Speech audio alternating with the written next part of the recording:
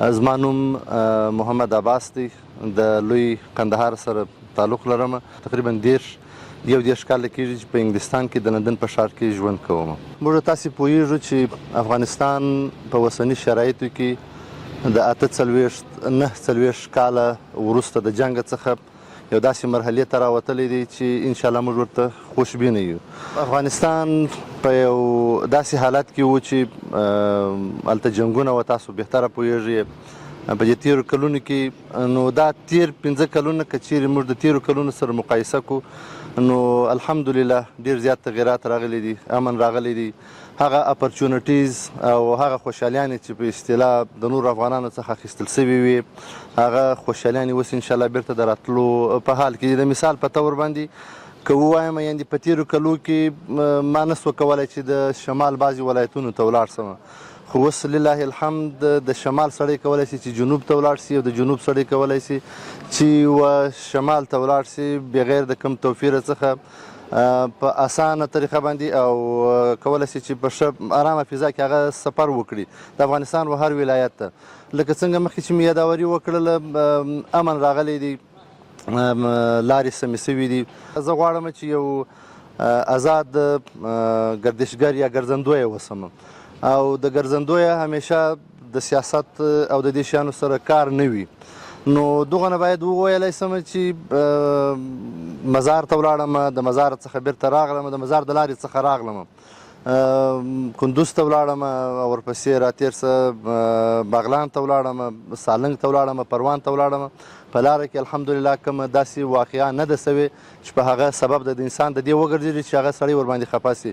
یعنې د مجاهدینو یا د امارت اسلامي د مسؤلینو تعامل ډېر انساني و او ډېر ځینې راضي یو، ډېر ښه وخت ورسره تېر شو د دوی سره. زما د راتګ یوازینۍ ارزو او تمنا هغه همدغه ده چې د دنیا نورو هیوادونو ته که چیرې تاسو ولاړ سئ، د دنیا خلک په لنډه معنا که درته ووایم مصر، د مصر 75% آمدن هغه د سیلانیانو څخه دی.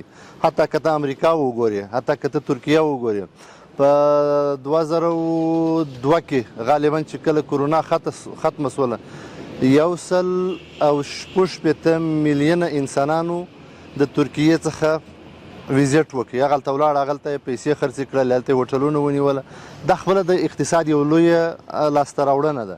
زما د راتګ سبب او پر موټرسایکل باندې راتګ د هغې سبب همدغه و چې زه د دنیا خلک دې ته وهڅوم چې تاسو افغانستان ته راسئ. افغانستان یو غني ملک دی، افغانستان ډېر زوړ تاریخ لري، راسئ هغه وګورئ او دغه زوړ تاریخ د دنیا سره شریک کړئ.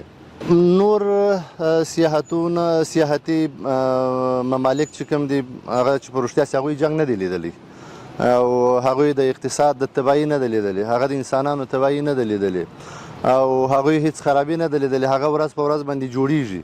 موږ په تېرو 500 کلونو کې د دې شاهدان یو چې افغانستان کې یوازې جنګ و، یوازې دربدرۍ وي او یوازې په شي کې باروت و، یوازې په شي کې شهیدان و، جنګونه و په شي کې، او حالات داسې و چې په اصطلاح د افغانستان د اقتصاد دپاره یا د افغانستان د پرمختګ دپاره ډېر څه نه دي سوي. په اوسني حالت کې د نورې دنیا او د افغانستان پرتله چې وکړې فرق ډېر دی، فرق په شي کې ډېر دی، خو ناامیده نه یو. ځکه چې الله رب العزت په قرآن عظیم شان کې فرمایي چې لا تقنطوا من رحمت الله، ناامیده نه یو. په 5 کاله کې چې څه وسوله، را روانو کلونو کې به ډېر څه ووینو چې هغه به د افغانستان دپاره وسي، او انشاءالله یو وخت به داسې راسي چې د نورو هیوادونو سره سیال او برابر او د پرمختګونو نه ډک یو ښایسته او ښکلی افغانستان به ولرو چې په آزاده پښه باندې د نورې دنیا خلک وکولی شي لکه څنګه چې په نورو ممالکو کې ګرځي، په همدغه ترتیب باندې یو افغانستان ته راسي.